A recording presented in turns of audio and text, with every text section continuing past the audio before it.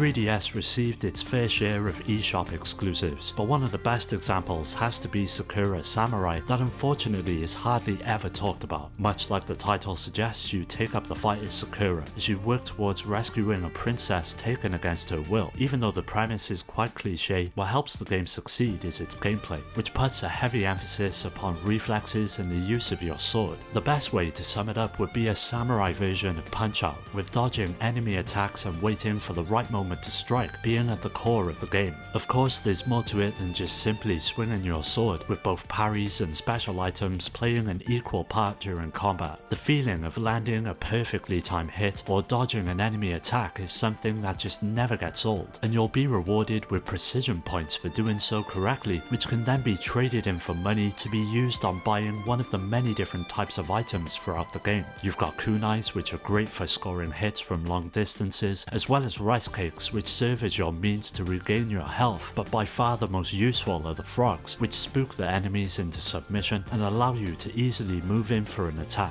One area where Sakura Samurai really excels though is with its visual design, and with it taking place within feudal Japan, it sees you travelling throughout various locations inspired by the time period that will further immerse you in the action. Overall, Sakura Samurai is a must-play for action game fans, and anyone looking for a satisfying, skill-based experience. Its blend of challenge, style and rewarding gameplay makes it a standout title in the 3DS library. Coming from the same mind behind the incredible Ikaruga, expectations were incredibly high, and compared to the timeless shooter released in the arcade, on Dreamcast, GameCube and a HD reinterpretation, Kokuga puts the player in command of a futuristic tank, engaged in exploring more or less vast levels populated by enemies of all kinds. The interesting thing is that each level in reality is not linked to a real conflict, but like the VR missions of Metal Gear, is nothing more than a simulation designed to train pilots in the situations they could one day face on a real battlefield. In terms of gameplay, scrolling is not imposed on the player, and you're instead allowed to freely advance at your own pace. Your tank is in fact characterized by this reduced speed of movement, with its shield that protects its vital parts, and finally its turret, which is capable of firing off a single shot at a time. Because of this, you're forced to choose your shots wisely, and it's all too common to become overwhelmed with the amount of enemy fire, so movement is just as important as picking the right moment to strike. What really makes Kokuga different to other shooters though has to be the power-up system. At the beginning of each mission, the player is equipped with 20 cards with different power-ups that can be activated at any time by simply tapping the touchscreen. The cards are available in groups of 5, and every time one is used, it's automatically replaced by the next. You've got weapons as well as defensive items, and given the limits of your standard turret, these power-ups soon become your lifeline and only hope of making it to the end of each mission. If you love shooters and are looking for a difficult but fulfilling experience to face on the 3DS, then Kokuga will not disappoint.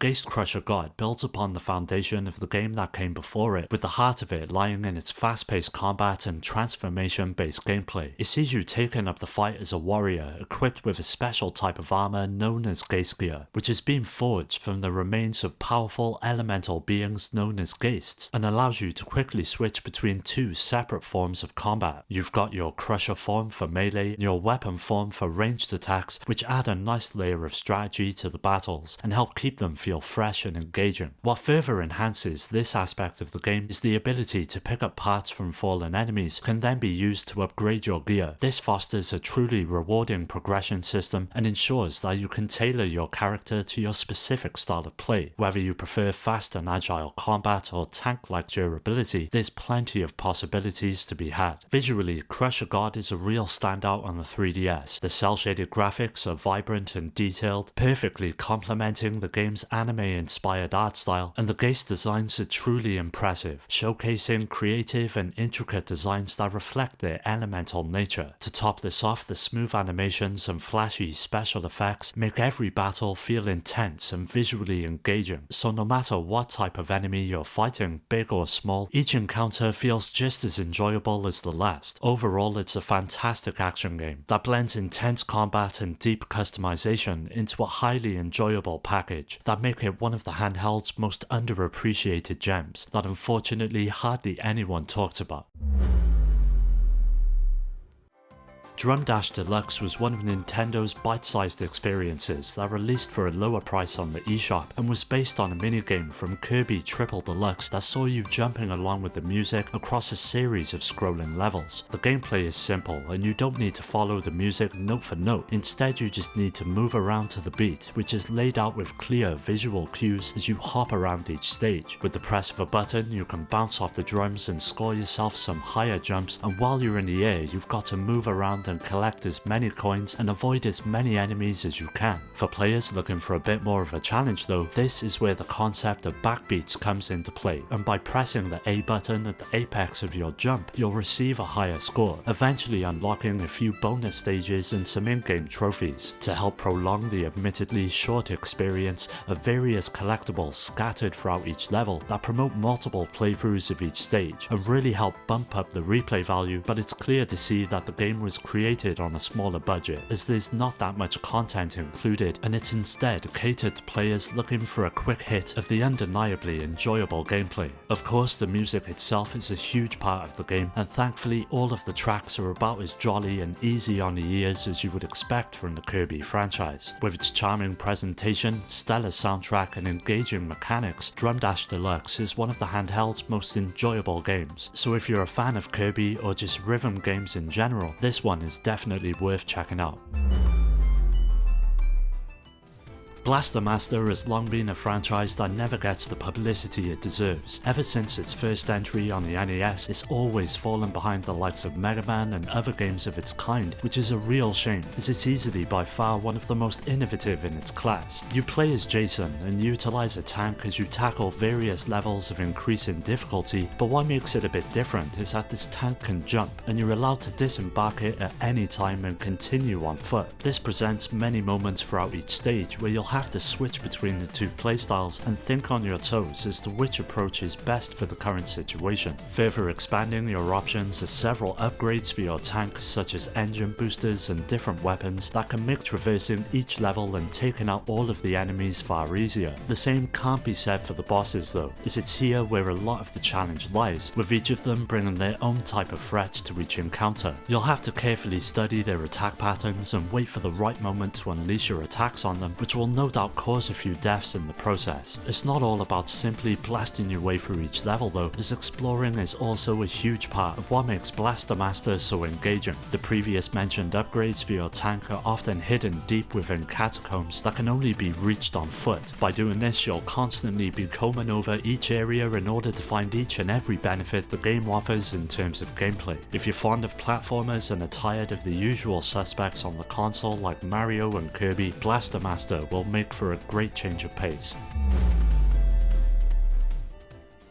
The 3DS wasn't really known for its abundance of fighting games, but out of the few that the console received, Extreme Butoden is easily one of the better examples. The gameplay follows the classic 2D fighting style reminiscent of the old Dragon Ball Z fighters like Super Butoden on the SNES, and sees you being able to assemble teams of up to 5 different characters, mixing playable fighters and support units. As you would expect, each comes along with basic attacks as well as their own unique special moves, and thankfully the combat system is fast, fluid and easy to pick up. And while not as complex as more hardcore fighting games, Extreme Butoden strikes a great balance between accessibility and depth. You can chain light, medium and heavy attacks into devastating combos and unleash cinematic ultimate moves that feel incredibly satisfying to pull off. The support mechanic though is easily what sets it apart from others and soon becomes one of the more intriguing aspects of each fight. You can strategically work them into combos, and if done right, your opponent holds absolutely no chance of being able to come back. Like many Dragon Ball Z games, there's an extensive story mode which follows key moments from the show, but what really stands out is the adventure mode, which offers a fun twist with an RPG style progression system where you build a team and take on increasingly difficult opponents. For a 2D fighter, Extreme Butoden takes full advantage of the handheld's capabilities, with the attention to detail in every punch, blast and transformation being truly impressive, making every battle feel like an episode from the anime. On the whole, while the lack of a deeper combat system may limit its long-term appeal for competitive players, its accessible yet satisfying gameplay makes it a must-have for Dragon Ball Z fans. The 3DS eShop was full of pick-up-and-play titles that were perfect for playing in short bursts, and Brave Tank Hero has to be one that hardly nobody talks about, and it's a real shame as it's easily one of the most enjoyable. You take up the role of a tank commander tasked with defending your homeland from an invading force of mechanized enemies, and while the narrative doesn't take center stage, it provides enough context to keep the action rolling forward. The game is structured into missions with about 50 in total that range from destroying enemy bases to protecting allies and surviving time challenges. Now the controls are pretty easy to get used to, with your selection of weapons being mapped to the face buttons and the ability to strafe being handled by the shoulders. One of the standout features of the game though is the variety of tanks you can unlock, with each of them having unique stats allowing players to choose the one that best fits their preferred playstyle. As you complete missions, you'll slowly unlock upgrades such as new weapons and armor that have a noticeable difference out on the field, with the customization being relatively simple but adding a nice amount of replay value for players looking to optimize their loadouts. Overall, Brave Tank Hero is a fun, action-packed tank combat game that excels with its straightforward gameplay, satisfying combat and charming presentation. While it doesn't offer deep customization or an intricate storyline, its arcade-style missions, unlockable tanks and fast-paced battles make it an entertaining experience, especially for younger players or anyone looking for a casual, action-driven game on the 3DS. Kirby's Blow Blast wasn't exactly a new game, it was instead based on one of the challenges included in Planet Robobot. It's essentially a series of 3D levels in which Kirby must eliminate all of the enemies in the only way he knows how, by swallowing them and then spitting them out like bullets. You've got about 25 stages to make your way through, with each of them offering a set of different medals to earn based on various factors. You've got a speed medal that's obtained by completing the level within a given time frame, the no damage medal that, as you would have guessed, is obtained by arriving at the end without taking a hit, one for taking out all of the enemies, and several others that give you the incentive to play through each stage multiple times and really adds to the replay factor of the game. Depending on how you eliminate enemies, you can increase the score of each individual level, and eliminating them individually is not the best strategy, but instead carefully lining up your shots and creating combos is the best way to rack up those higher scores. This very slight strategic element will ensure that in a short time you find yourself trying and retrying every challenge, and if you're able to complete at least a couple of levels with a gold rating, you can unlock an alternative version of them that offer a slightly different take in terms of design and difficulty. Admittedly, it's a really short experience and can easily be beat in about an hour, but the replayability is high thanks to the arcade style of gameplay, which encourages you to continuously improve your performance and the medals you receive. So if you're looking for something that's easy to pick up and play but rewarding enough for you not to put it down, then Kirby's Blowout Blast is a great option. Sedame is an action RPG that is set in the Sengoku era and tells an alternative version of the story in which the very famous Nobunaga is actually a demon who has practically conquered Japan with its supernatural armies. The task of stopping the invasion and sending them to hell is of course up to you, and you get to choose from one of 4 different characters as you explore the land, mowing down zombies, demons and various monsters to save the terrified inhabitants. The characters you get to choose from are linked to one of 4 different classes, from a samurai, a ninja to a monk and a rogue, with each of them enjoying their own skills, weapons, weaknesses and various other aspects. Because of this, their playstyle varies significantly, with some being more suitable for fighting hand to hand, while others prefer to do it from long distances, using various types of magic and weapons. Now the combat plays out in real time, with many of your abilities being mapped to the face buttons as well as the touchscreen, and you'll run into all types of different enemies, but the bosses are actually the best part of Sedame, both in terms of gameplay and on a technical level, as they're all huge, full of details and wonderfully animated as they tower over the player and force you to learn their patterns to understand when to attack and when to retreat. Now defeating enemies earns experience points and loot, allowing players to level up and customize their characters through an expansive skill tree, and the variety of equipment and special items found throughout the game creates a rewarding sense of progression that will motivate you to explore as much of it as you can. When it comes down to it, for fans of action-packed RPGs looking for a compelling and satisfying experience, this is one game that will not disappoint.